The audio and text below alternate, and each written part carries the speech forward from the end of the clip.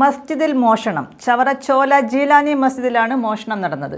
12 ടാപ്പുകളാണ് മോഷ്ടാക്കൾ കവർന്നത്. 12,000 രൂപയുടെ നഷ്ടമുണ്ടായതായി മസ്ജിദ് പരിപാലന കമ്മിറ്റി ഭാരവാഹികൾ പറഞ്ഞു. പട്ടപ്പകലാണ് ചവറ ചോല ജീലാനി മസ്ജിദിൽ മോഷണം നടന്നത്.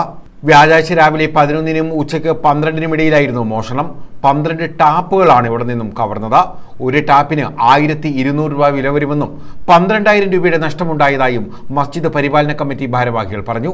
നമ്മുടെ പള്ളിയിൽ വാട്ടർ ടാപ്പുകൾ 12 ടാപ്പുകളാണ് നമുക്ക് 11-നും 12-നും ഇടയിലായിട്ട് ഇന്ന് രാവിലെ മോഷണം പോയിരിക്കുകയാണ്. നമ്മൾ കേസ് കൊടുത്ത് പോലീസ് സ്റ്റേഷനിൽ പരാതി കൊടുത്തിട്ടുണ്ട്. ഇത് ഇന്ന് ലുഹറിന് മുമ്പായിട്ട് ഇവിടെ നമസ്കാരത്തിന് ആളുകൾ വരുമ്പോഴാണ് ശ്രദ്ധയിൽപ്പെടുന്നത്. ആ സമയത്ത് അതിന് മുന്നായിട്ടുള്ള സമയത്താണ് ഈ മോഷണം പോയിരിക്കുന്നത്. നമുക്കൊരു ടാപ്പിന് 1,250 രൂപ വില വരുന്നതാണ് ജോൺസൻ്റെ ടാപ്പ്.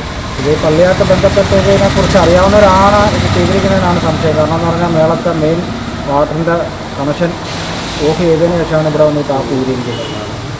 നേരത്തെ ഇതുപോലെ നമ്മൾ പണി നടക്കുന്ന സമയങ്ങളിലൊക്കെ ചെറിയ ചെറിയ സാധനങ്ങളൊക്കെ നമുക്ക് നഷ്ടപ്പെട്ടിട്ടുണ്ട്. എങ്കിലും നമ്മളത് വലിയ വിഷയമാക്കിയിട്ടില്ല.